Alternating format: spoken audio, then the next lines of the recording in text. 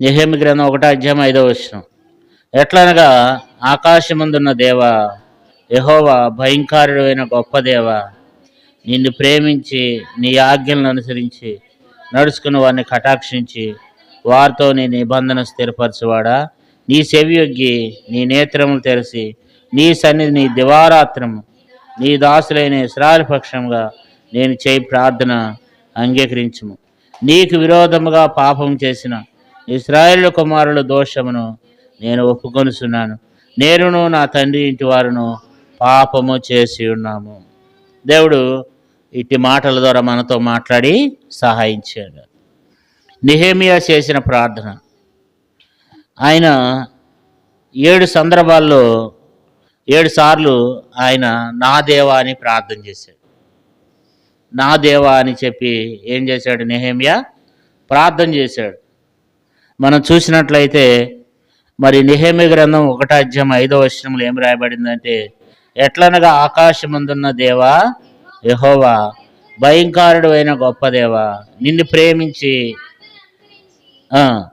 నడుచు వారిని కటాక్షించి వారితో నిబంధన స్థిరపరచువాడా, నీ చెవియొగ్గి నీ నేత్రములు తెరిచి నీ సన్నిధిని దివారాత్మలు నీ దాసులైన ఇశ్రాయేలు పక్షంగా నేను చేయి ప్రార్థన అంగీకరించుము. నీకు విరోధంగా పాపం చేసిన ఇశ్రాయేలు కుమారుల దోషమును నేను ఒప్పుకొనుచున్నాను. నేనును నా తండ్రి ఇంటి వారును పాపము చేసి ఉన్నాం. కాబట్టి ఇక్కడ నెహెమ్యా మొట్టమొదట ఎవరి పక్షంగా ప్రార్థన చేస్తూ వచ్చినాడు? ఇశ్రాయేలు పక్షంగా ప్రార్థన చేస్తూ వచ్చినాడు. ఎందు నిమిత్తం ప్రార్థన చేశాడంటే పాపముల నిమిత్తము ప్రార్థన చేశాడు. మనం చూసినట్లయితే దేవుని బిడ్డలారా 5వ వచనంలో ఎట్లనగా ఆకాశమందున్న దేవా, కాబట్టి దేవా అని చెప్పి ఆయన ప్రార్థన చేస్తూ వచ్చాడు అనమాట. నెహెమ్యా గ్రంథం అంతట్లో కూడా 7 సందర్భాల్లో ఆయన నా దేవా అని చెప్పి ప్రార్థన చేస్తాడు. ఒక్కొక్కసారి ఒక్కొక్క సందర్భాన్ని నెహెమ్యా గారు జ్ఞాపకం చేసుకుని ఆయన ప్రార్థన చేసినటువంటి సందర్భాలు బైబిల్లో అనేకమైనటువంటి ఉన్నాయి. మొట్టమొదటి చూస్తే నా దేవా అని చెప్పి ప్రార్థన చేశాడు. దేవా అని చెప్పి ప్రార్థన చేశాడు. ఈ ప్రార్థన ఏ ప్రార్థన అంటే పాపములను ఒప్పుకొని చేసినటువంటి ప్రార్థన. మొట్టమొదట తను చేసినటువంటి ప్రార్థన పాపముల నిమిత్తమై తను చేసినటువంటి ప్రార్థన. ఆ పాపములను ఎవరెవరి నిమిత్తం ఒప్పుకున్నాడు? తన నిమిత్తం, తన ఇంటి వారి నిమిత్తం, తన ఇశ్రాయేలు ప్రజల నిమిత్తము ఆ పాపములు ఏం చేశాడు? ఆయన ఒప్పుకుంటూ వచ్చినాడు అనమాట. కాబట్టి పాపముల నిమిత్తమై ప్రార్థన చేస్తూ వచ్చాడు. రెండో ప్రార్థన దేవా అని చెప్పి అక్కడ కూడా మాట్లాడతాడు. చూడండి, నెహెమ్యా గ్రంథం 4 అధ్యాయం 4 వచనం. మా దేవా ఆలకించుము, మేము తిరస్కారం నొందిన వారము, వారి నింద వారి తలల మీదకి వచ్చినట్లు చేసి వారు చెరపట్టబడిన వారై వారు నివసించు దేశంలోనే వారిని దోపునకు అప్పగింపుము. ఇక్కడ మనం చూస్తే మా దేవ ఆలకించుము, మేము తిరస్కారం నొందిన వారము. కాబట్టి ఇక్కడ అయ్యా మేము ఏం నొందాం? తిరస్కారం నొందినాం. ఇక్కడ మొట్టమొదటి మనం చూసినట్లయితే మొట్టమొదటి తను చేసిన ప్రార్థన ఏంటి? పాపముల నిమిత్తమై వాటిని క్షమించమని ప్రార్థన చేశాడు. రెండోది ఏం ప్రార్థన చేశాడు? అయ్యా మేము తిరస్కారం నొందిన వారం, మేము నిందలు పొందుతున్నటువంటి వారం, తిరస్కారం నొందిన వారం. జనుల దృష్టిలో మేము ఎట్లా కనపడుతున్నామంటే తిరస్కారం నొందిన వారం అని చెప్పి నెహెమ్యా ఏం చేస్తూ వచ్చాడు? ప్రార్థన చేశాడు. ఏంటి తిరస్కారం అంటే మరి నెహెమ్యా ఏం చేస్తున్నాడు? దేవుని యొక్క మందిరం కడుతున్నారు. దేవుని యొక్క మందిరం కడుతుంటే మరి చూడండి 4 అధ్యాయం 1 వచనం చదవండి. మేము గోడ కట్టుతున్న సమాచారం విని సన్బల్టు మిగుల కోపించి రౌద్రుడై యూదులను ఎగతాళి చేసి షోమ్రోను దండివారి ఎదుటను తన స్నేహితుల ఎదుటను ఇట్లను, దుర్బలులైన యూదులు ఏమి చేదురు? తామంతటా తామే ఈ పని ముగింతురా, బలపరుచుకుందిరా, ఒక దినమందే ముగింతురా, కాల్చబడిన చెత్తను కుప్పలుగా పడిన రాళ్లను మరళమైన బలమైనదిగా చేదురా, మరియు అమోనీయుడైన టోబియా అతని యొద్ద నుండి వారు కట్టిన దానిపై ఒక నక్క ఎగిరినట్టయినా వారి రాతి కూడా పడిపోవున నేను. మా దేవ ఆలకించము, మేము తిరస్కారం నొందినవారు. ఇక్కడ టోబి అనేటువంటి ఒక అతను ఏమంటున్నాడంటే, వాళ్ళు వచ్చి దేవుని మందిరంలో వాళ్ళు పని చేస్తుంటే వాళ్ళని ఏమంటున్నాడంటే, వాళ్ళు ఎవరంట? దుర్బలులు అంట. ఇక్కడ ఏమంటాడంటే, దుర్బలులైన యూదులు ఏమి చేయగలరు? వీళ్ళు ఏం చేయగలరు? వీళ్ళు దుర్బలులు, వీళ్ళు ఏం చేయగలరు? వీళ్ళు కట్టినటువంటి గోడంట మరి ఎట్లా ఎగతాళి చేస్తున్నాడంటే తిరస్కారం చేస్తున్నాడంట. ఏమని తిరస్కారం చేస్తున్నాడంటే, నిజంగా మరి యెరూషలేము గోడ ఎంత ఉంటుందో తెలుసా? మన మందిరం అంత ఎలుపు ఉంటుంది, అంత ఎలుపు ఉంటుంది, అంత పెద్ద గోడ అది. ఆ గోడ మీద కంటే నక్కెక్కితే పడిపోద్ది ఆ గోడ. అంటే అతను ఎట్లా మాట్లాడుతున్నాడంటే, నెహెమ్యా ఇశ్రాయేలు ప్రజలందరూ కష్టపడి మందిర పని చేస్తుంటే ఇక్కడ టోబి అనేటువంటి ఒక వ్యక్తి వచ్చి అంటున్నాడు, వీళ్ళు కట్టినటువంటి గోడ మీద ఒక నక్కెక్కితే ఏమైందంట? గోడ మొత్తము పడిపోద్దంట. ఎప్పుడు నక్కెక్కితే పడిపోద్దా? ఆ యెరూషలేము గోడలు ఎంత ఉంటాయి? ఎంత తెలుపునుంటాయి, మన మందిరం అంత తెలుపునుంటాయి అనమాట. అంత పెద్ద గోడలు అవి, చిన్నగోడలు కాదు. వాటి మీద కంట అంత పెద్ద పెద్ద రాళ్ళు పెట్టి కడుతుంటేనంట ఒక నక్కెక్కితే ఏమైందంట? పడిపోద్దంట. అందుకు ఇప్పుడు ఏమంటున్నాడు మరి చూసినట్లయితే 4వ వచనం, నెహెమ్యా గ్రంథం 4వ అధ్యాయము 4వ వచనం, మా దేవ ఆలకించము, మేము తిరస్కారం నొందినవారు. కాబట్టి రెండో విషయం ఏమంటున్నాడంటే, అయ్యా మేము తిరస్కారం నొందాం. మొట్టమొదటి పాపులమన్నాడు, రెండోది ఏం చేశాడు? మేము తిరస్కారం నొందినవారు. మేము ఎన్నో అవమానాలు పడుతున్నాం, నిందలు పడుతున్నాం, తిరస్కరింపబడుతున్నాం. మేము అనేక మంది మమ్మల్ని నిందిస్తూ ఉన్నారు, అనేకమైనటువంటి నిందలు వస్తున్నాయి, తిరస్కారం పాలవుతున్నాం. అనేక మంది మమ్మల్ని తిరస్కరిస్తున్నారు, ఎగతాళి చేస్తున్నారు, మమ్మల్ని చూసినప్పుడు తక్కువ చూపు చూస్తున్నారని చెప్పి మరి ఇక్కడ ఏమన్నాడంటే, మా దేవా అని చెప్పి రెండోసారి కూడా ఏం చేశాడు? ప్రార్థన చేశాడు. రెండోసారి ప్రార్థన ఎందుకు? తిరస్కారం నొందిన దానికి దేవుడు తిరిగి సమకూర్చాలని. తిరస్కారం నుండి ఎవరైతే తిరస్కరిస్తున్నారో వారి మీదకే ఆ తిరస్కారం వెళ్ళినట్లు, ఎవరైతే నింద తీసుకొస్తున్నారో వారి మీదకే నింద వెళ్ళినట్లుగా ఏం చేస్తున్నాడు? రెండోసారి మరలా ప్రార్థన చేస్తున్నాడు కదా. కాబట్టి తిరస్కారం నొందిన వారు. మూడో ప్రార్థన కూడా చూసినట్లయితే 5వ అధ్యాయము 19వ వచనాన్ని కూడా చదువుకుందాం. నెహెమ్యా గ్రంథం 5:19, నా దేవా ఈ జనులకు నేను చేసిన సకలమైన ఉపకారం బట్టి నాకు మేలు కలిగినట్లు నన్ను దుష్టించుము. ఇక్కడ ఏమంటున్నాడంటే, నా దేవా అని ప్రార్థన చేస్తున్నాడు. నా దేవా ఈ జనులకు నేను చేసిన సకలమైన ఉపకారములను బట్టి నాకు మేలు కలిగినట్లు నన్ను దుష్టించుము. అయ్యా నాకు మేలు కలగాలి. నేను అనేక మందికి ఏం చేస్తూ వచ్చాను? ఉపకారం చేస్తూ వచ్చాను. నేను ఉపకారం చేస్తూ వచ్చాను. అయితే నాకేం కలగాలి? నాకు మేలు కలిగినట్లు నన్ను దుష్టించుము అని చెప్పి ఏం చేశాడంట? ప్రార్థన చేశాడంట. మేలు కొరకు ప్రార్థన చేశాడు కదా. మేలు కొరకు, నా దేవా అని చెప్పి మేలు కొరకు ప్రార్థన చేశాడు. చూడండి 13వ అధ్యాయము నెహెమ్యా గ్రంథం 13వ అధ్యాయం 31వ వచనం చదవండి. మరియు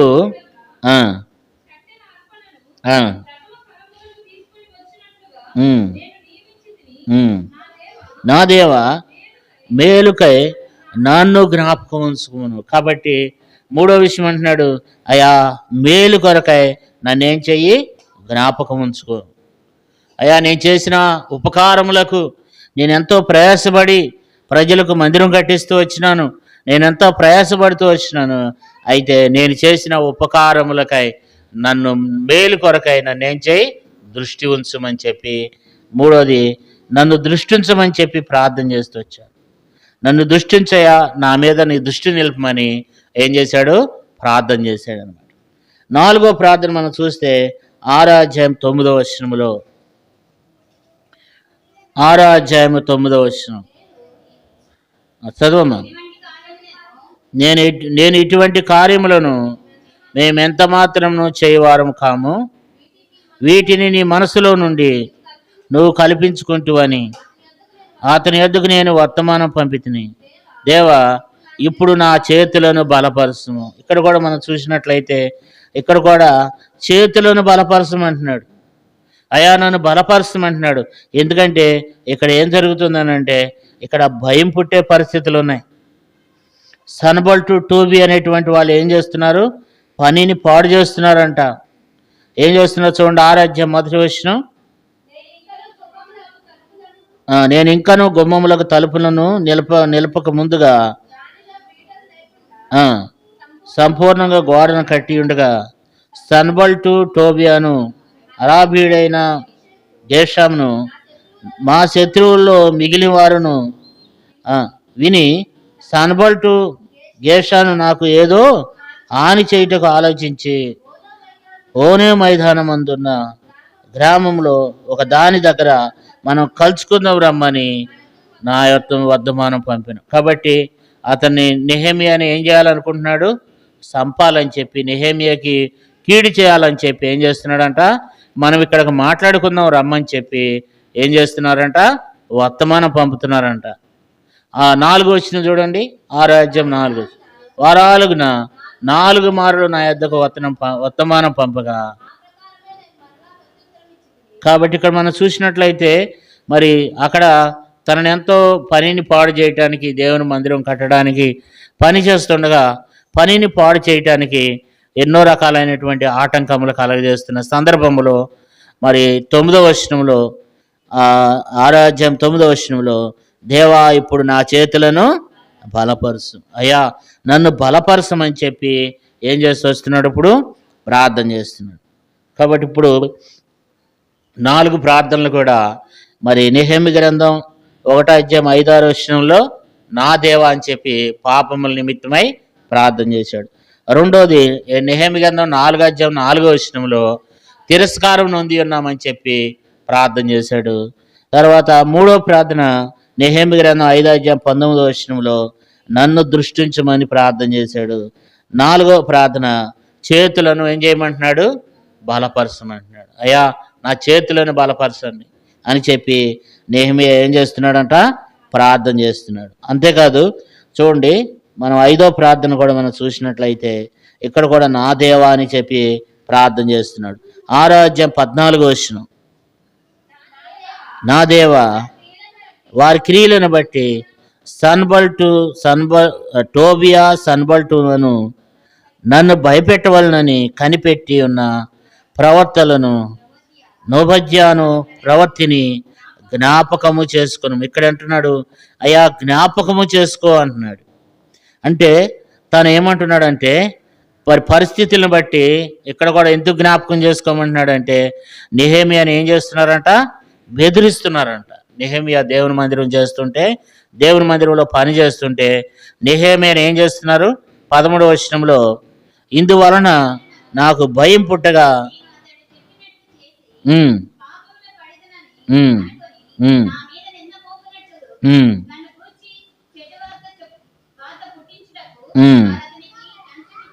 కాబట్టి ఇక్కడ ఏం చేస్తున్నారంటే అనేక మంది ప్రవర్తలు కూడా ఏం చేస్తున్నారంట? మరి ఆ నెహెమియా మీద అనేక రకాలైనటువంటి చెడు వార్తలు పుట్టిస్తున్నారంట. అక్కడ ఒక ప్రవర్తి ఉందంట, ఆమె కూడా ఏం చేస్తుందంటే చెడు వార్తలను పుట్టిస్తుందని ఇప్పుడు ఏమంటున్నాడంటే మరి నన్ను జ్ఞాపకం చేసుకో, వారిని జ్ఞాపకం చేసుకోమని చెప్పి ప్రార్థన చేస్తున్నాడు. నెహెమియా మరి అనేక పర్యాయములు ఏం ప్రార్థన చేస్తున్నాడంటే జ్ఞాపకం చేసుకో అయా, నన్ను నా పరిస్థితిని జ్ఞాపకం చేసుకో, నాకు కలిగిన కష్టాలను జ్ఞాపకం చేసుకోమని చెప్పి నెహెమియా ఏం చేస్తున్నాడంటే ప్రార్థన చేస్తున్నాడు అనమాట. అంటే నన్ను జ్ఞాపకం చేసుకోమని ఏం చేస్తున్నాడు? ప్రార్థన చేస్తున్నాడు అనమాట. కాబట్టి నెహెమియా మరి నన్ను జ్ఞాపకం చేసుకోమని చెప్పి దేవుని దగ్గర జ్ఞాపన చేస్తూ ఉన్నాడు. ఇంకో మాట మనం చూసినట్లయితే చూడండి, నెహెమియా గ్రంథం 13వ అధ్యాయం 14వ వచనం, నా దేవా ఈ విషయంలో నన్ను జ్ఞాపకం ఉంచుకొని నా దేవుని మందిరమునకు దాని ఆచారములు జరుగుబాటునకును నేను చేసిన ఉపకారములను మరవకుండుము. కాబట్టి ఇక్కడ నన్ను జ్ఞాపకం చేసుకో అని చెప్పి దేవుని దగ్గర విజ్ఞాపం చేస్తున్నాడు. మనం కూడా ప్రార్థన చేయాలి, దేవా నన్ను జ్ఞాపకం చేసుకో, నా కష్టాల్లో నా బాధల్లో. చూడండి 31వ వచనం చూడండి, కట్టెలు అర్పణలను ప్రథమ ఫలములను తీసుకుని వచ్చినట్లుగా నేను నియమించి తిని నా దేవ మేలుకై నన్ను జ్ఞాపకం ఉంచుకో. అంటే జ్ఞాపకం ఉంచుకోమంటున్నాడు. మనం కూడా దేవుని దగ్గర మనం ఏం చేయాలంటే, దేవా మా కొరకు సహాయం చేయండి, మమ్మలను జ్ఞాపకం ఉంచుకో. మనం కూడా ప్రార్థన చేయాలి. నెహెమీయా ప్రార్థన చేస్తున్నాడు, అయ్యా మేలు కొరకై నన్ను జ్ఞాపకం ఉంచుకో. కాబట్టి నెహెమీయా ఏం ప్రార్థన చేశాడంటే, పాపం నిమిత్తమై ప్రార్థన చేస్తున్నాడు, నా దేవ అంటున్నాడు. మరి తిరస్కారం నొందినప్పుడు ప్రార్థన చేస్తున్నాడు. మరి అయా మేలు కొరకై ప్రార్థన చేస్తున్నాడు. మేలు కొరకై నా మీద దృష్టి ఉంచమని ప్రార్థన చేస్తున్నాడు. చేతులను బలపరచమని ప్రార్థన చేస్తున్నాడు. చూసినట్లయితే నన్ను జ్ఞాపకం చేసుకోమని చెప్పి కూడా ఏం చేస్తున్నాడు, ప్రార్థన చేస్తున్నాడు. మనం చూసినట్లయితే 6వ విషయాన్ని కూడా 13వ అధ్యాయము నెహెమీయా గ్రంథం 14వ వచనం, నా దేవా ఈ విషయంలో నన్ను జ్ఞాపకం ఉంచుకుని నా దేవుని మందిరమునకు దాని ఆచారములు జరుగుబాటునకును నేను చేసిన ఉపకారములను మరువకుండా. ఇక్కడ ఏమంటున్నాడంటే, అయ్యా నేను ఏదైతే మందిరంలో పనిచేస్తూ వచ్చినానో నేను చేసిన ఉపకారములు ఏం చేయొద్దు, మరువద్దయ్యా అని చెప్పి ప్రార్థన చేస్తున్నాడు. మరువకము, నేను చేసిన ఉపకారములు ఏం చేయొద్దు, మర్చిపోవద్దు అని చెప్పి ప్రార్థన చేస్తున్నాడు. అయ్యా నేను ఏవైతే చేస్తూ వచ్చానో, నేను ఏదైతే నీ మందిరం, మనం కూడా ప్రార్థన చేయాలి. దేవుని మందిరం కొరకు మనం కూడా ఏం చేస్తుంటాం, మీరు కూడా ఏం చేశారు చెప్పండి, సంఘ ప్రార్థనలకు వస్తారు, స్త్రీల కొడుకులకు వస్తారు కదా, ఉపవాస ప్రార్థనలకు వస్తారు. ఇదంతా దేవుని పనేనమాట. అయితే మనం కూడా ప్రార్థన చేయాలి, ప్రభా నేను మీ కొరకు చేసినటువంటి మేలులు, సంఘం కొరకు చేసిన మేలులు, ఉపకారములను, వాటన్నిటిని బట్టి నన్ను మర్చిపోవద్దు, నన్ను మరవకుండమని చెప్పి నెహెమీయా ఏం చేస్తూ వచ్చినాడు, ప్రార్థన చేస్తూ వచ్చాడు. అయ్యా నన్ను మర్చిపోవద్దు అని చెప్పి ప్రార్థన చేసినట్లుగా మనం ఇక్కడ చూస్తున్నాం. మరవద్దని చెప్పి ప్రార్థన చేస్తున్నాడు. మనం కూడా ప్రభా ప్రతి విషయంలో కూడా మమ్మల్ని మర్చిపోవద్దు, మా కష్టాలు మర్చిపోవద్దు, మా బాధలను మర్చిపోవద్దు అని చెప్పి మనం దేవుని దగ్గర మనం ప్రార్థన చేయాలి. నెహెమీయా కూడా నా దేవా అని చెప్పి ప్రార్థన చేశాడు. 7వ విషయాన్ని కూడా మనం చూసినట్లయితే 13వ అధ్యాయం 22వ వచనాన్ని చదువుకుందాం. అప్పుడు తమను తాము పవిత్రపరచుకున్న వలననియు విశ్రాంతి దినమును ఆచరించుటకు వచ్చి గుమ్మములను కాసుకున్న వలననియు లేవీయులకు నేను ఆజ్ఞాపించితిని. నా దేవా ఇందును గూర్చి నన్ను జ్ఞాపకం ఉంచుకొని నీ కృపాతిశయము చొప్పున నన్ను రక్షించుము. కాబట్టి ఆఖరి 7వది అంటున్నాడు, నన్ను రక్షించు, నీ కృపాతిశయములను బట్టి చొప్పున నన్నేం చెయ్యి, నన్ను రక్షించు కదా. ఎంత చక్కగా మరి ఇంకా అనేకమైన అద్భుతమైనటువంటి ప్రార్థనలు నెహెమీయా చేస్తూ వచ్చినాడు అనమాట. అంటే ఇక్కడ చివరిలో మనం చూసినట్లయితే నన్ను రక్షించు ఏమంటున్నాడంటే, నా దేవా ఇందుని గూర్చి నేను జ్ఞాపకం ఉంచుకొని మరి నీ కృపాతిశయముల చొప్పున నన్ను రక్షించు. కాబట్టి రక్షించమని ప్రార్థన చేస్తున్నాడు. కాబట్టి ఇప్పుడు పాపాలు క్షమించమని ప్రార్థన చేస్తున్నాడు. దేవా మేము తిరస్కారం పాలవుతూ వచ్చినాము, ఎవరైతే మమ్మల్ని తిరస్కరిస్తూ వచ్చినారో, ఎవరైతే మమ్మల్ని నిందిస్తూ వచ్చినారో ఆ తిరస్కారం వారి మీదకే వెళ్ళాలని ప్రార్థన చేస్తున్నాడు. తర్వాత చూసినట్లయితే నన్ను దుష్టించమని, మేలు కొరకై నాకు మేలు దయచేయమని ప్రార్థన చేస్తున్నాడు. తర్వాత మనం చూసినట్లయితే నా చేతులను బలపరచమని ప్రార్థన చేస్తున్నాడు. తర్వాత చూస్తే నన్ను జ్ఞాపకం ఉంచుకోమని చెప్పి ప్రార్థన చేస్తున్నాడు. తర్వాత మనం చూసినట్లయితే నన్ను మరవకుండమని చెప్పి ప్రార్థన చేస్తున్నాడు. చివరిలో మనం చూస్తే నన్ను రక్షించమని ప్రార్థన చేస్తున్నాడు. కాబట్టి ఇవన్నీ మరి నెహెమీయా గారు ఏం చేస్తూ వచ్చినాడు, తన ప్రార్థన చేస్తూ వచ్చినాడు. కాబట్టి మనం కూడా దేవుని మనం అడగాలి. నెహెమీయా అడిగినట్లుగా దేవుని దగ్గర మనం కూడా ఏం చేయాలి, ప్రార్థన చేయాలి. నెహెమీయా ఏం ప్రార్థన చేశాడు, పాపముల నిమిత్తమై ప్రార్థన చేశాడు. తర్వాత తిరస్కారం నొంది ఉన్నాం, 4వ అధ్యాయం 4వ వచనం అంటాడు, మేము అధిక తిరస్కారం నొంది ఉన్నామని. తిరస్కారం నిమిత్తమై, వచ్చిన కష్టాల నిమిత్తమై, నిందల నిమిత్తమై ప్రార్థన చేస్తూ వచ్చినాడు. తర్వాత నన్ను దృష్టించు, నాకు మేలు దయచేయమని చెప్పి ప్రార్థన చేశాడు. అయ్యా నాకు మేలు లేదు, నేను ఎంతో ప్రయాసపడుతున్నాను కానీ నాకు మేలు లేదు కనుక మేలు నన్ను నా విషయంలో నన్ను జ్ఞాపకం చేసుకుని నాకు మేలు దయచేయమని చెప్పి ప్రార్థన చేస్తూ వచ్చాడు. మరొక సందర్భంలో చూస్తే నా చేతులను ఏం చేయమంటున్నాడు, నా చేతులను బలపరచు ప్రభా అని చెప్పి ప్రార్థన చేస్తున్నాడు. చేతులను బలపరచాలి. మన కష్టజీతాన్ని దేవుడు ఏం చేయాలా, బలపరచాలన్నమాట. చేతులను దేవుడు బలపరచాలి. తర్వాత నన్ను జ్ఞాపకం ఉంచుకోమంటున్నాడు. కష్టాల్లో, బాధల్లో, శ్రమల్లో ప్రభా నా పరిస్థితిని జ్ఞాపకం ఉంచుకోమంటున్నాడు. తర్వాత చూస్తే నన్ను మరొకమంటున్నాడు. తర్వాత చూసినట్లయితే నన్ను రక్షించమని ప్రార్థన చేశాడు. కాబట్టి మనం కూడా మరి ఈ యొక్క ఉపవాస ప్రార్థనలో నెహెమీయా కూడా ఉపవాసం ఉండి ఏం చేశాడు? ప్రార్థన చేశాడు. ప్రార్థన చేస్తూ వీటన్నిటిని ఏం చేస్తున్నాడంటే దేవుని దగ్గర విజ్ఞాపన చేస్తూ దేవుని దగ్గర ప్రార్థన చేస్తూ వచ్చినాడు. దేవుడు కూడా తనను ఆ రీతిగా కాపాడి దేవుడు తనను ఎంతో దీవిస్తూ వచ్చినాడు, ఆశీర్వదిస్తూ వచ్చినాడు. నెహెమీయా వలె మనం కూడా ఏం చేద్దామంటే మనం కూడా ప్రార్థన చేద్దాం దేవుని మందిరంలో. నెహెమీయా చేస్తూ వచ్చినాడు. మరి అన్ని విషయాల్లో కూడా తనకు కలిగిన బాధలు, మనం కూడా మనకు కలిగిన కష్టాల విషయాల్లో, బాధల విషయంలో, మన చేతి పని విషయంలో, మన చేతులను దేవుడు బలపరిచినట్లుగా, దేవుడు మనకు మేలు దయచేసినట్లుగా, దేవుడు మనల్ని దీవించినట్లుగా, దేవుడు మనల్ని మరొకున్నట్లుగా, దేవుడు మరి మనల్ని రక్షించినట్లుగా, కాపాడుతున్నట్లుగా మనము మన కుటుంబాల కొరకు మనము ప్రార్థన చేద్దాం. దేవుడి ఈ కొద్ది మాటలను దీవించి ఆశీర్వదించునుగాక.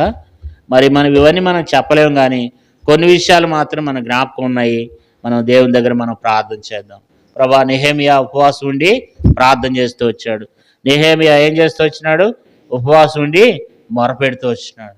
కాబట్టి మేము కూడా నెహెమీయా వలె మా కష్టాల్లో, మా బాధల్లో మేము కూడా అనేకమైనటువంటి తిరస్కారం నొందిన వారం, ఇబ్బందులు గుండా, అనారోగ్యాలు గుండా వెళ్తున్న వారం మమ్మల్ని కూడా జ్ఞాపకం చేసుకోనండి. మమ్మల్ని మరవకుండా మమ్మల్ని రక్షించి మమ్మల్ని కాపాడమని నెహెమీయా వలె మనం కూడా దేవుని సన్నిధిలో ప్రార్థన చేద్దాం.